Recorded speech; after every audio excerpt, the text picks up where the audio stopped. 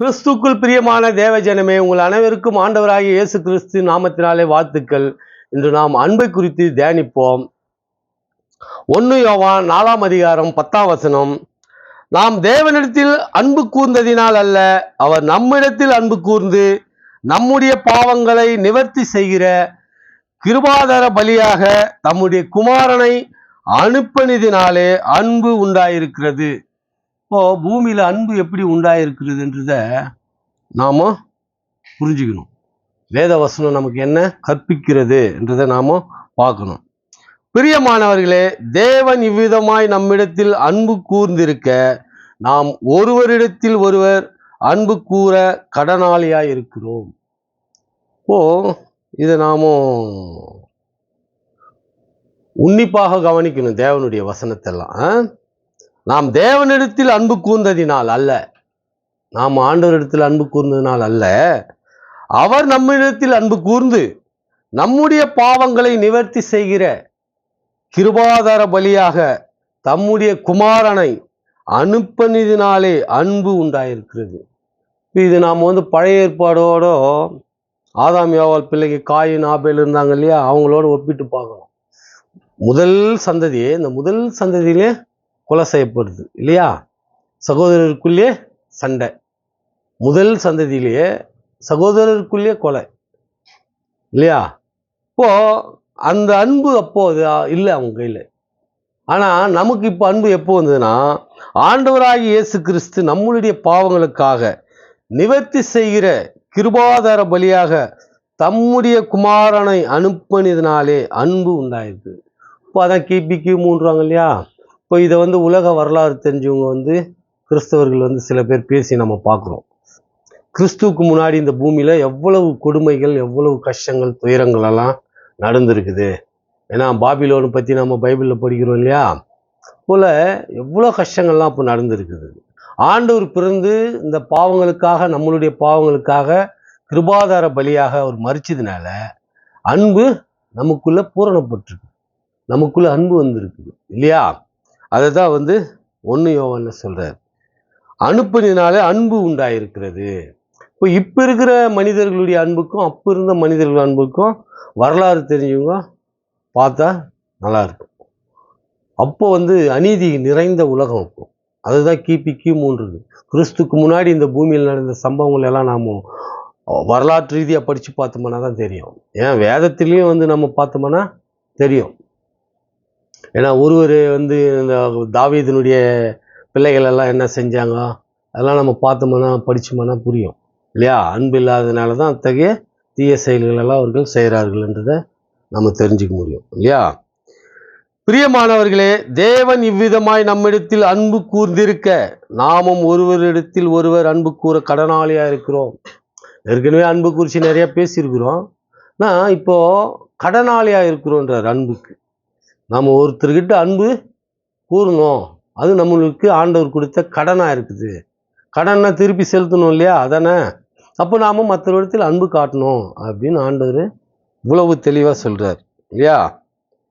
தேவனை ஒருவரும் ஒருபோதும் கண்டதில்லை. நாம் ஒருவரிடத்தில் ஒருவர் அன்பு கூர்ந்தால் தேவன் நமக்குள் நிலைத்திருக்கிறார், அவருடைய அன்பு நமக்குள் பூரணப்படும்.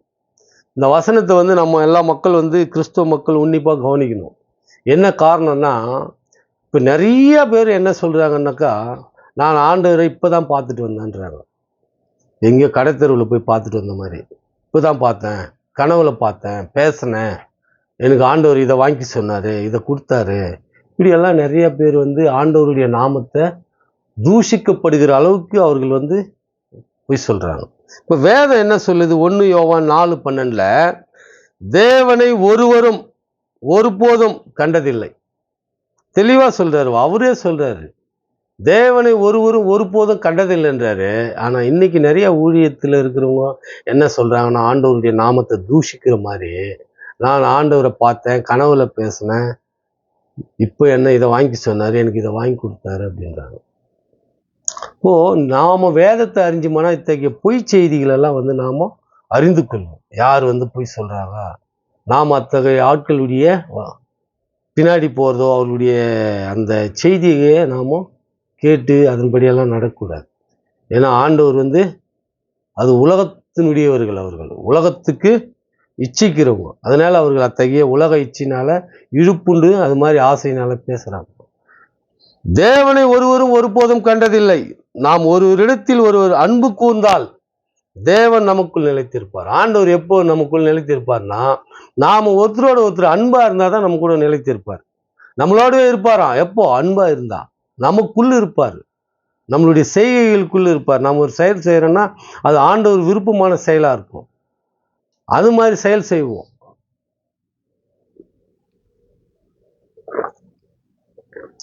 அதான் ஆண்டவர் நமக்குள்ள இருக்கிறது. நாம் அதை விட்டுட்டு ஆண்டவரை இங்க பார்த்தேன் அங்க பார்த்தேன்னு சொல்றவங்க பின்னாடி எல்லாம் போகக்கூடாது இல்லையா? வேதம் என்ன சொல்லுது அதை தான் கேட்கணும். யார் சொன்னாலும், நான் சொன்னாலும், இன்னும் யார் சொன்னாலும் வேதத்தை படிங்க. வேதம் என்ன சொல்லுது அதை பாருங்க. ஆலயத்துல பாருங்க. ஒரு சில வசனங்கள் புரியலன்னா ஆலயத்துல புரிய வைப்பாங்க. அதை பார்த்து அதன்படி நாம வேதத்தை படிச்சு தெரிஞ்சுக்கணும். ஆண்டவரை ஒருவனும் ஒருபோதும் கண்டதில்லைன்னா இன்னைக்கு அநேகர் என்ன சொல்றாங்க, நான் பார்த்தேன், பேசினேன், எனக்கு இதை வாங்கி கொடுத்தாரு, அதை வாங்கி கொடுத்தாரு, இதை சொல்ல சொன்னாரு அப்படின்றாங்க இல்லையா? அத்தகைய பொய் செய்தியெல்லாம் கேட்காதீங்க. ஏன்னா அதனாலதான் ஆண்டவருடைய நாமம் தூஷிக்கப்படுது. உலகத்துல அநேக இடத்துல கிறிஸ்தவ மக்கள் பின்மாற்றம் ஆகி போயிட்டாங்க. நிறைய பேர் நிறைய மக்களால் தண்டிக்கப்படுறாங்க, கஷ்டப்படுத்தப்படுறாங்க இல்லையா?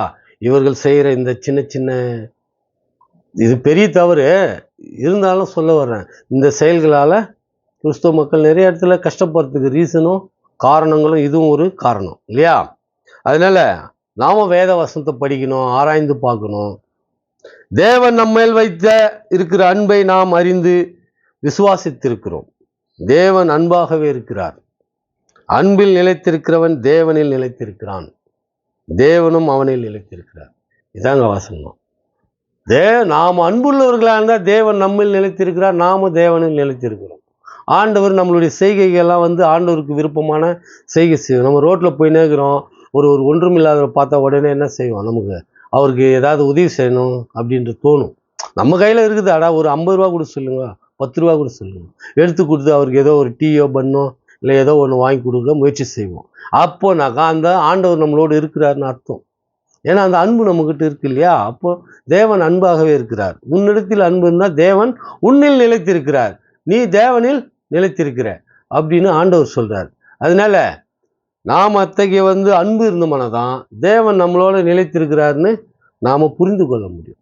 அதை விட்டுட்டு ஆண்டவர் என்னோட பேசினாரு, அங்கே வந்தார், கனவுல பேசினாரு, தட்டி எழுப்பினாரு, என் கூடவே நடந்து வந்தார், இப்படியெல்லாம் நிறைய ஊழியக்காரர்கள் ஆண்டவரை குறித்து சாட்சி சொல்கிறாங்க. இந்த சாட்சி ரொம்ப ஆண்டவரை தூஷிக்கிற சாட்சி. இத்தகைய செயல்களெல்லாம் நாம செய்யவும் கூடாது, அதையெல்லாம் கேட்கவும் கூடாது, அதுபடி நடந்து கொள்ளவும் கூடாது. அதுபோல் நாம ஆண்டவருடைய வேத வசனங்களை கற்று அறிந்து ஆண்டவருடைய சித்தத்தின்படி நடந்து அன்புள்ளவர்களால் வாழ்ந்தோம் என்றால் இந்த பூமியில் ஆண்டவர் நம்மில் நிலைத்திருப்பார், நாமளும் ஆண்டவர் நிலைத்திருப்போம் என்று கூறிக்கொண்டு துதி கன மகிமை ஆண்டவராகிய இயேசு கிறிஸ்து ஒருவருக்கே செலுத்துகின்றேன். ஆமேன்.